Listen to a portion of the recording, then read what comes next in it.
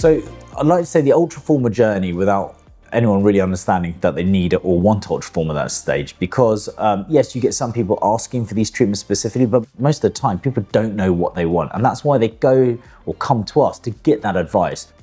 So what we really like to start doing is understanding what the patient's looking for, and I would say 7 to 8 times out of 10 people are identifying this lower part of the face as an area of concern.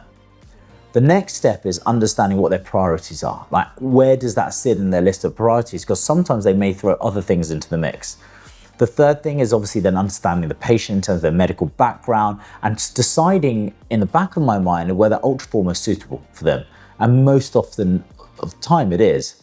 I then go into education. So we take them through a very specific slide set. I like patients to sit back, relax, and I'm telling them about how and why their face has aged. I want them to understand when they see something on the face, why is it they're seeing it? What that then does is allow it to connect the dots between why, the how, and the what.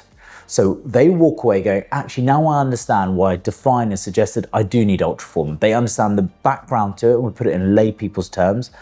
We discuss in that meeting, we're very open, as I mentioned, we're transparent with prices. We talk about the prices there and then, because I want people to know straight away, is this something they can afford or not? Mostly, we see people who are happy to afford the treatment. And if it isn't, it's our job to find a solution. We follow up with a written treatment plan that's emailed through to them where, again, we lay everything out. And we find often that patients go in and book probably the Ultraformer first. We like to start with that, condition the skin, and then move on to other treatments such as injectables and or lasers. When it comes to the actual treatment itself, on the day, they're going to come in, they're going to have a set of photos done. Again, we want to track those outcomes and those the results for them. There isn't really any prep time that's required for the skin. It's not like you need to use SPF or anything beforehand. We like them to be hydrated as much as possible. Treatment, again, as I mentioned, can be as little as 20 minutes up to about 40 or 45 or 60 minutes. And then post-treatment, we like to just put a bit of SPF because they may have a bit of redness very temporarily after treatment.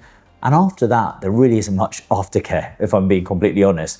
We just tell people to stay hydrated because there's going to be a healing process going on. We want them to optimize that. So making sure they have like a healthy lifestyle afterwards is going to be key to just enhancing that.